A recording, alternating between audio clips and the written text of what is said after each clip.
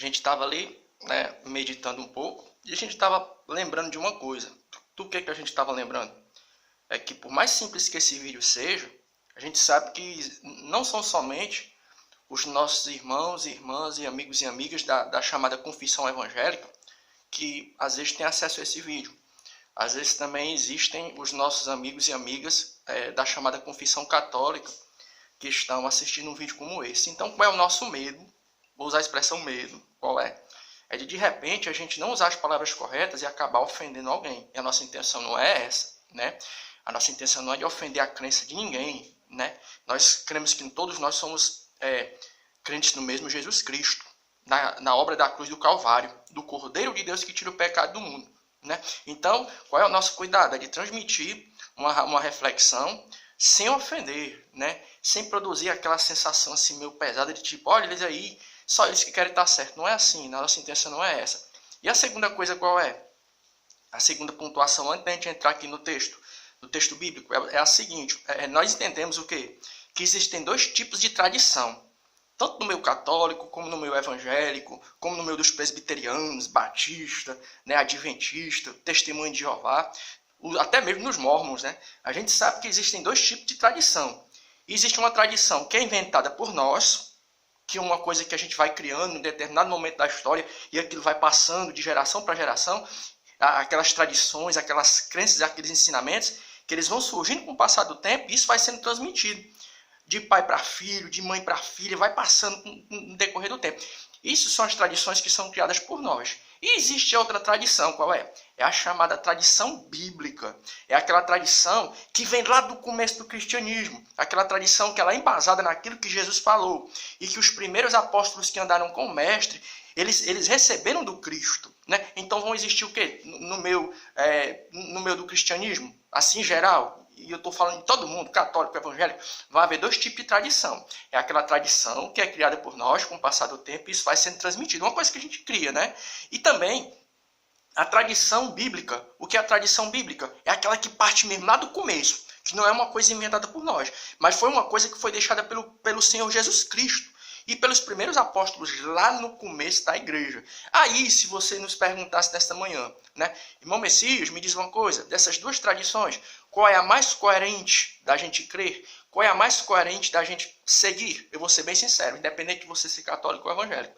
A mais coerente da gente seguir, sabe qual é? É a tradição que parte da Bíblia, lá do começo do cristianismo. Aquilo que foi dito pelo mestre e foi transmitido pelos primeiros apóstolos. Aí você vai fazer uma pergunta para a gente. Irmão, Messias, e hoje? Qual é a tradição que está correta? É a tradição da Assembleia de Deus? É a tradição batista? É a adventista? É testemunho de Jeová? São os nossos amigos e amigas católicos? Eu vou dizer uma coisa para você. A nossa tradição, nenhuma dessas que eu acabei de falar está correta. Nem a Assembleia de Deus, evangélico, católico, nenhuma dessas tradições ela está correta. Sabe qual é a tradição que está correta? Essa daqui, ó, que parte do próprio Cristo, lá do comecinho. Então, se você for perguntar para a gente, entre uma tradição que é criada por nós, evangélicos e católicos, ou a tradição que parte da Bíblia, qual é que a gente tem que seguir? É a palavra, né? Ou você vai escolher entre ouvir o Cristo que Jesus falou e entre o que o irmão Messias falou. Fique com Jesus, entre o irmão Messias e Jesus Cristo, e aquilo que está na Bíblia, não fique com o irmão Messias, não. Fique com aquilo que está na Bíblia. Então, ó, amém. Evangelho de João, capítulo 2. Evangelho de João, capítulo 2, o verso 4, que diz assim, ó, dando prosseguimento à reflexão, tendo como por base o episódio das bodas em Caná. Evangelho de João, capítulo 2, o verso 4, que diz assim, ó, e disse-lhe Jesus, mulher, o que tenho eu contigo? Ainda não é chegada a minha hora. Primeiro, esse termo que Jesus vai utilizar. Ó. Disse-lhe, mulher, o que tenho eu contigo? Se você percorrer na Bíblia Sagrada, é um termo que você vai ouvir muito, tanto no Velho como no Novo Testamento, essa expressão, o que tenho eu contigo.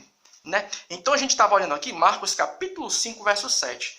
Marcos capítulo 5, verso 7. Nós vamos fazer uma comparação aqui, para a gente entender o que Jesus quis dizer quando disse isso. Ó. Mulher, o que tenho eu contigo?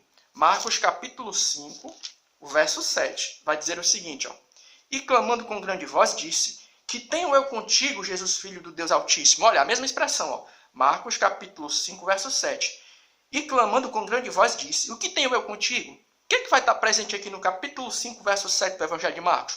O momento em que o endemoniado gadareno tem um encontro com Jesus Cristo. Aí os demônios olham para Jesus e dizem assim, Jesus Cristo, o que temos nós contigo? Veja que é a mesma expressão que Jesus vai utilizar quando ele tem aquele encontro com a sua mãe, com Maria, nas bodas de Caná. Mulher, o que tenho eu contigo? Então, biblicamente falando, o que quer dizer essa expressão? O que tenho eu contigo? Veja o que os demônios disseram aqui, ó.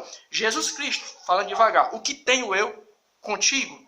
Os demônios, quando estão em encontro com Jesus. Jesus Cristo, o que tenho eu contigo? Aí depois Jesus vai repetir essa frase, quando ele se refere quando ele está falando com a sua mãe.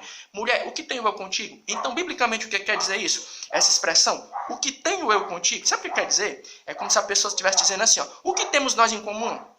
Nós não somos iguais, somos diferentes. Então, o que temos nós em comum? Então foi isso que Jesus quis dizer quando ele disse para Maria, o que temos nós em comum? Mas por que Jesus quis dizer? O que nós temos de igual, nós somos diferentes. Agora, por que Jesus falou isso para a própria mãe dele? Quando ele disse isso, mulher, o que tenho eu contigo? O que temos nós em comum? Foi por isso que no começo a gente falou a respeito daquele negócio de tradição. Porque nós não queremos ofender ninguém. Nós estamos indo pela palavra. O que é que nós entendemos quando Jesus falou assim, ó, para sua mãe, né? Mulher, o que tenho eu contigo? Que é a mesma expressão que você vai ver lá em Marcos capítulo 5, verso 7. Quando os demônios têm um encontro com Jesus. Jesus, o que temos nós contigo? Sabe o que Jesus quis dizer quando ele disse isso? Mulher, o que tenho eu contigo? Era como se ele tivesse... É porque naquele momento, ele vai estar falando, sabe como? Sabe como quem? Como Deus. Nós entendemos o quê?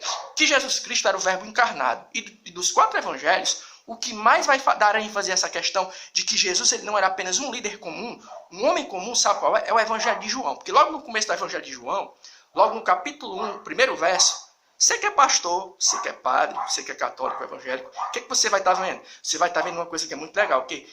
João dizendo assim, e eis que o verbo se fez carne e habitou no meio de nós. Então Jesus, quando ele disse isso para a mãe dele, mulher, o que tenho eu contigo? Ele estava falando como quem? Ele estava falando como Deus. Jesus era Deus, então o que é que ele estava querendo dizer? Mulher, nós somos de natureza diferente, com todo respeito. Você é humana e eu sou Deus. Pegou bem o fio da meada, o que Jesus quis dizer quando ele disse isso para Maria? Mulher, o que tenho eu contigo? Porque é o tipo da coisa. Maria, como mulher, ela foi responsável pelo quê? Pelo ato de conceber o envelope. Ela fez o envelope ali de carne, né? Mas a essência, o Jesus Cristo Deus, ele já existia desde os primórdios. É por isso que no Evangelho de João, Jesus vai dizer assim, ó, antes que Abraão existisse, eu já sou. Jesus era Deus. Então, quando Jesus diz isso para Maria, para sua mãe, ele diz assim, o que tenho eu contigo? O que é que ele estava querendo dizer? Nós somos de natureza diferente, ou seja, você é humana e eu sou Deus. Naquele momento ele estava falando como Deus. Aí vai surgir uma pergunta para uma aplicação prática para a nossa vida. Por que é que nós, como cristãos e cristãs, independente de ser católico ou evangélico, nós temos que crer que Jesus Cristo ele era Deus? Sabe por quê? É que para que os nossos pecados fossem perdoados pelo Deus Pai, havia a necessidade de haver um sacrifício perfeito. E para o sacrifício ser perfeito, o sacrifício tinha que partir de onde? De Deus, de alguém que era perfeito. É por isso que o sangue de Pedro não perdoa o pecado de ninguém.